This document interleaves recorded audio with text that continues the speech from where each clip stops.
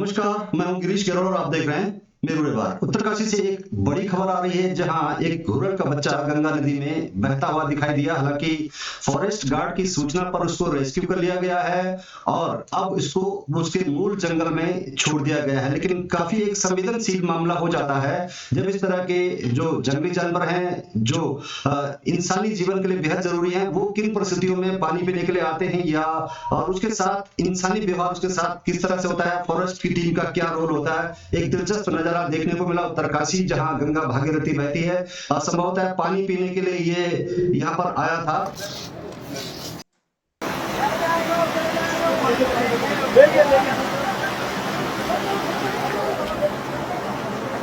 भाई यार निकलवा दिया इन्होंने।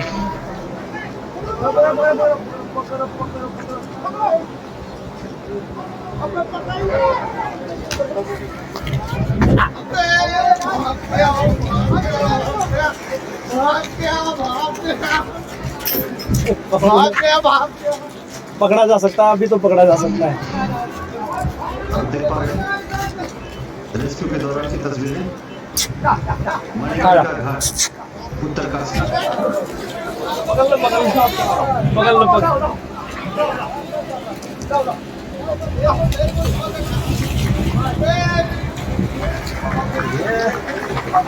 बहुत अच्छे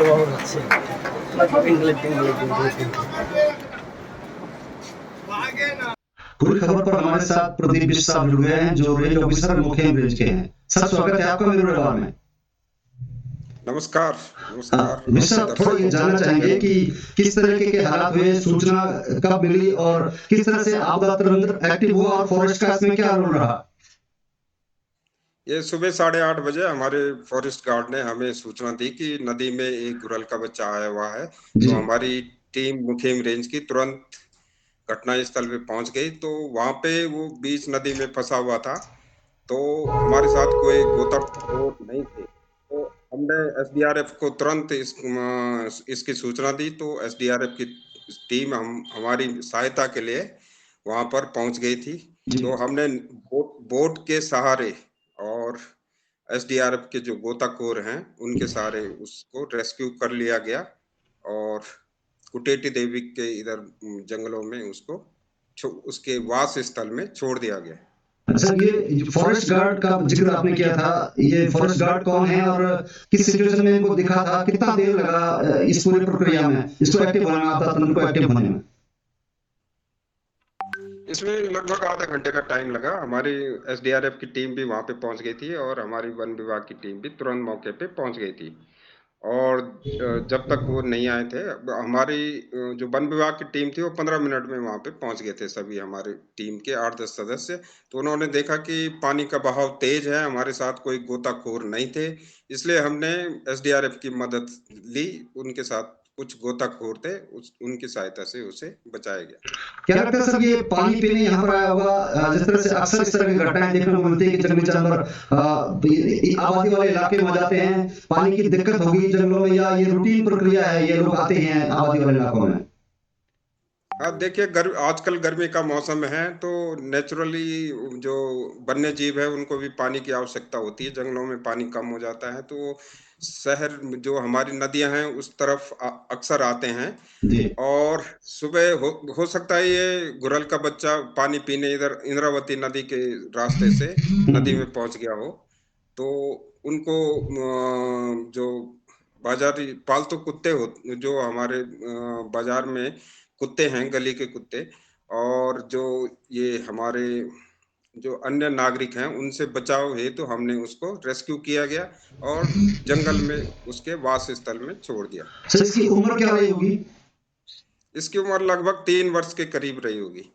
अच्छा, ये बड़ा दिलचस्प प्रश्न होता है क्योंकि गंगा के इस तरफ और उस तरफ अलग-अलग वास हैं जंगली जानवरों के, कि ये तय करना काफी मुश्किल होता होगा कि किस इलाके से आया है, क्योंकि अपने जो जो उनके पारिवारिक जो उनका अपना एक कुटुंब होता है जंगली जानवरों का भी, कि उसी के बीच में जाना चाहिए। अगर दूसरी जगह चला गया तो उसका जीवन संकट में पड़ सकता है। तो ऐसी परिस्थितियों में वन विभाग कैसे निर्णय लेता है कि किस इलाके से आया होगा, किस इलाके में उसे छोड़ दिया जाए?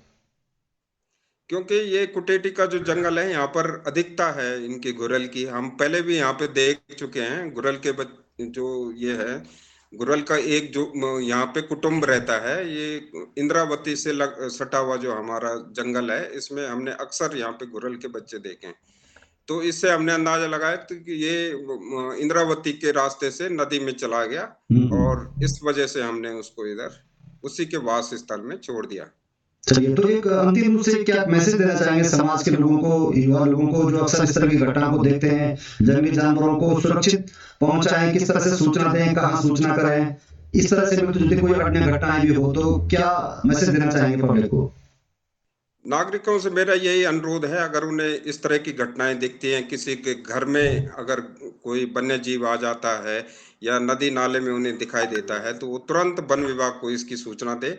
आपदा कंट्रोल रूम में भी सूचना दे सकते हैं, वो भी हमें तुरंत सूचना दे देते हैं।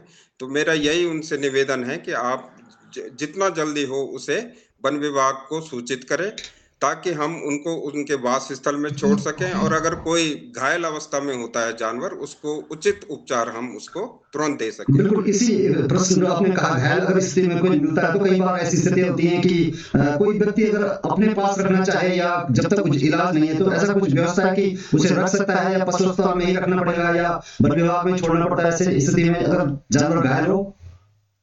कोई भी वन्य जीव, कोई भी व्यक्ति अपने पास उसे नहीं रख सकता है, ना ही उसको पालतू बना सकता है। जी। इसके लिए उचित यही है कि वो वन विभाग को सूचित करे, क्योंकि वन विभाग का ये जो पशु हॉस्पिटल है, पशु हॉस्पिटल में हम उन्हें ले जाते हैं, वहाँ पे जो वेटरिनरी डॉक्टर हमारे होते हैं, वो उसे उचित उपचार देते हैं, और जब तक वो स्वस्थ नहीं हो जाता तब तक हम उसे अपने निगरानी में रखते हैं। बिल्कुल, तो ये हमारे साथ प्रदीप बिष्ट साहब जुड़े थे, जो मुखेम रेंज के रेंज ऑफिसर हैं, और उन्होंने साफ तौर पर कहा कि मेरा और है सभी साथियों से, युवा वर्ग के साथी और हमारे जितने भी यहाँ पे निवासी हैं, आजकल गर्मी का सीजन बढ़ा हुआ है, तो मेरा निवेदन है अधिक से अधिक जागरूकता अपने चारों तरफ पहुंचाएं कि कोई भी व्यक्ति जंगलों में आग न लगाए, और ये जंगल हमारे बहुत ही उपयोगी है, हमारे लिए अप्रत्यक्ष लाभ इनसे मिलता रहता है। तो सभी लोग, और मेरा मीडिया कर्मियों, मीडिया के भाइयों से भी निवेदन है, वो भी जागरूकता फैलाएं कि हमारे जंगलों में कोई भी व्यक्ति आग न लगाए। तो बिल्कुल यही हमारे साथ रेंज ऑफिसर प्रदीप बिष्ट साहब मुखेम रेंज के जुड़े थे, जिन्होंने ये कहा है कि जंगली जानवरों को सुरक्षा के लिए जो उन्होंने मैसेज दिया है वो तो है ही, लेकिन इसके अलावा क्योंकि गर्मी का सीजन आने वाला है और जंगली जानवरों को काफी नुकसान होता है फायर से, तो उससे भी बचने की जरूरत है, क्योंकि एक रिलेशन है इंसान और जंगली जानवरों के बीच में, अगर वो रिलेशन टूट जाता है तो कहीं ना कहीं इंसानी जीवन भी संकट में पड़ सकता है। तो हमारे साथ प्रदीप बिष्ट साहब जुड़े थे, रेंज ऑफिसर मुखेम रेंज। शुक्रिया सर आपका हमसे जुड़ने के लिए। धन्यवाद। तो आपने देखा, ये उत्तरकाशी मुखेम रेंज के अंतर्गत ये घटना हुई थी, और ये गंगा भागीरथी के में बह रहा था। मणिकर्णिका घाट का नजारा आप देख पा रहे हैं, जहां पर ये जो घायल घुरल है ये पानी पीने आया था और यहां फंस गया। जब यहाँ पर जो फॉरेस्ट विभाग के जो फॉरेस्ट गार्ड है वो वहां से गुजर रहे थे, और उन्होंने इसकी सूचना अपने उच्च अधिकारियों को दी। साथ ही आपदा प्रबंधन तंत्र को सक्रिय किया गया, क्योंकि वन विभाग के पास तमाम तरह के साजो सामान मौजूद नहीं थे, और यही वजह से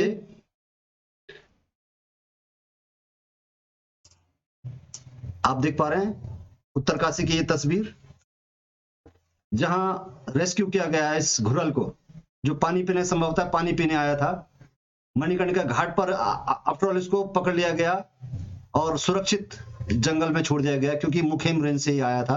वन विभाग की अपील है कि इस तरह के जानवर यदि पब्लिक को दिखाई देते हैं तो प्रथम सूचना फॉरेस्ट विभाग को दें, पुलिस को दें या आपदा तंत्र को दें, ताकि इन जानवरों को सकुशल बचाया जा सके। इनका जीवन बेहद जरूरी है। इसके अलावा घायल होने पर भी इंसान इसे अपने घर में रखने का प्रयास न करे, सिर्फ फॉरेस्ट को दे, वेटनरी अस्पताल में इसका इलाज कराया जा सकता है। इसके साथ साथ फायर सीजन चल रहा है, आग से बचने के लिए वन विभाग ने बार बार अपील की है कि जंगली जानवरों को आग से काफी नुकसान होता है, और इंसान और जंगली जानवरों के बीच जो रिश्ता है वो भी कहीं ना कहीं टूट जाता है। तो एक खुशखबरी कह सकते हैं कि एक सतर्कता से वन विभाग या जो आपदा तंत्र की सक्रियता से एक जंगली जानवर हिरन, जिसे घुरल कहते हैं, घुरल, जिसको जीवन बचाया जा सका। आगे अगर झील में चला जाता तो जीवन संकट में पड़ सकता था, कुत्ते या जो और लोग हैं इसका शिकार कर सकते थे। तो शुक्रिया, आज के लिए इतना ही। मैं हूं गिरीश गरोल और आप देख रहे थे मिरर व्यापार।